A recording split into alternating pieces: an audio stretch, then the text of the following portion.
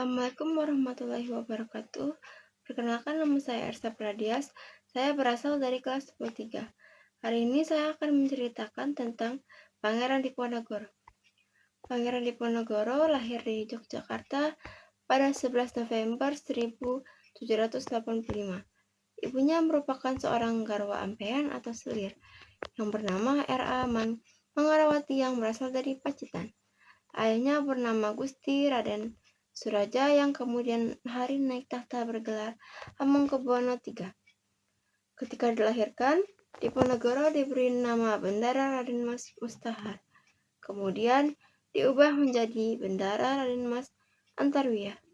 Nama Islamnya adalah Abdul Hamid. Setelah ayahnya naik tahta, Antarwiyah diwisuda sebagai pangeran dengan nama Bendara Pangeran Haryadipanegara. Menjelang dewasa, Diponegoro menolak keinginan sang ayah untuk menjadi raja. Dia beralasan bahwa posisi ibunya bukanlah seorang istri permaisuri. Hal itulah yang membuatnya merasa tidak layak untuk menduduki jabatan tersebut. Diponegoro dikenal sebagai pribadi yang cerdas, banyak membaca, dan ahli dalam bidang hukum Islam Jawa. Dia juga tertarik kepada masalah-masalah keagamaan daripada masalah pemerintahan keraton. Itulah yang membuatnya dapat membaur dengan rakyat. Dia lebih memilih tinggal di Tegarajo berdekatan dengan tempat tinggal Eyang Buyut putrinya, yakni Gusti Kanjeng Ratu Tegarajo, permaisuri dari Sultan Hamengkubuwono I, daripada tinggal di keraton. Sejak muda, Diponegoro telah menunjukkan kecintaannya terhadap nilai-nilai keadilan, keberanian, dan spiritualitas. Ia melihat bahwa rakyat hidup dalam penderitaan akibat penjajahan Belanda yang menindas. Pajak tinggi, tanah-tanah rakyat dirampas, dan intervensi Belanda dalam urusan adat istiadat dan agama menambah penderitaan masyarakat Jawa. Diponegoro merasa terpanggil untuk membela tanah air dan rakyatnya. Puncak dari tegangan ini terjadi ketika Belanda mulai membangun jalan yang melintasi tanah leluhur milik Diponegoro di Tegarajo. Baginya itu bukan hanya soal tanah, tetapi bentuk penghinaan terhadap kehormatannya dan keluarganya, dan juga pelecehan terhadap kedaulatan lokal. Maka pada tahun 1825, Diponegoro mengangkat senjata. Ia memimpin perlawanan besar-besaran yang kemudian dikenal sebagai Perang Jawa, salah satu perang yang paling dahsyat sepanjang sejarah kolonial Belanda di Indonesia. Dalam perang tersebut, Pangeran Diponegoro menggunakan strategi perang gerilya.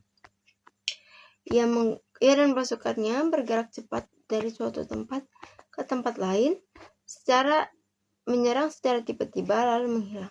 Strategi ini membuat pasukan Belanda kewalahan. Ribuan pejuang dan rakyatnya mendukung perjuangannya karena mereka percaya bahwa Diponegoro bukan hanya seorang pangeran, tapi juga pemimpin dan simbol perjuangan ketidakadilan. Namun setelah bertempur selama 5 tahun, posisi pasukan Diponegoro semakin terjepit. Banyak panglima dan pengikutnya gugur atau tertangkap. Pada tahun 1831, Belanda mengundangnya untuk berunding di Magelang. Tetapi niat itu ternyata adalah tipu daya. Dalam perjuangan tersebut, Diponegoro ditangkap secara licik. Sebuah peristiwa yang menorehkan luka mendalam bagi rakyat Indonesia. Setelah penangkapannya, Diponegoro diasingkan ke Manado dan kemudian dipindahkan ke Makassar. Ia bertahan di benteng Rotterdam, di mana ia menghabiskan sisa hidupnya dalam pengasingan. Walau jauh dari tanah kelahiran, semangat juangnya tidak pernah padam. Ia terus menulis dan menjaga martabatnya sebagai pejuang sejati. Pangeran Diponegoro wafat pada 8 Januari 1855 di usia 69 tahun. Jenazahnya dimakamkan di Makassar, jauh dari tanah Jawa yang sangat dicintai. Meski begitu, namanya abadi dalam sejarah sebagai pahlawan nasional yang memperjuangkan kemerdekaan dengan keberanian, kecerdasan, dan keteguhan iman. Kisah perjuangannya menjadi inspirasi bagi generasi setelahnya dalam melawan penjajahan dan menegakkan keadilan. Sekian video dari saya akhiri. Wassalamualaikum warahmatullahi wabarakatuh.